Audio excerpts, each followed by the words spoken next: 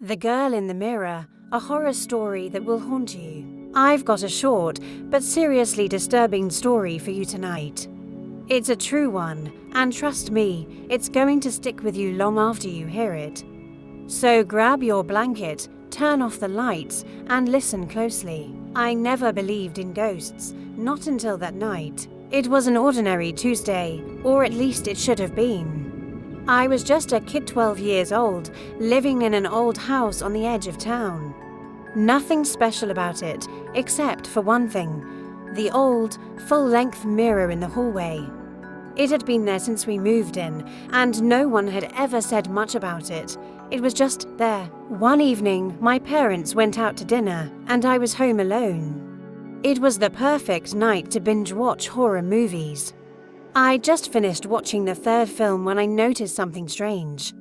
The reflection in the mirror was different. I wasn't standing there. I froze. I looked back at the mirror. In it, a girl, pale, thin, with hollow eyes, stood behind me, staring directly at me. Her lips were barely moving, but I could hear her whispering, "Help me." I spun around. Nothing. The hallway was empty. My heart raced as I turned back to the mirror. The girl was still there. I couldn't breathe. She was closer now, her face twisted in desperation.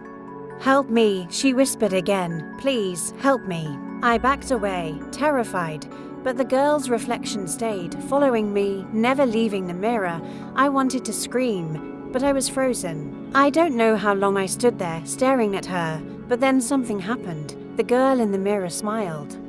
A wicked, twisted grin that stretched far, and her reflection moved. She raised her hand and pressed it against the glass, as if she were trying to reach through. I screamed and ran to the front door, but when I reached for the handle, something pulled me back.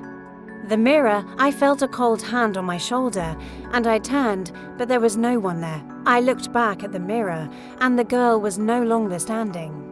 Now she was inside the glass, her face pressed against it, her hand outstretched toward me. Then I heard footsteps behind me. I turned, expecting to see my parents. But no, the girl was standing in the hallway. Her eyes, black and hollow, locked onto mine. "Let me out," she whispered. "I've been trapped here for so long." I backed away, my breath shallow, eyes wide with fear. But as I stepped back, I tripped over the rug, falling hard on the floor. The last thing I saw was the girl's pale, lifeless face bending closer, inches from mine. I woke up in my room hours later. It was dark, quiet, but there was one thing that wasn't right. The mirror was gone. I never saw it again.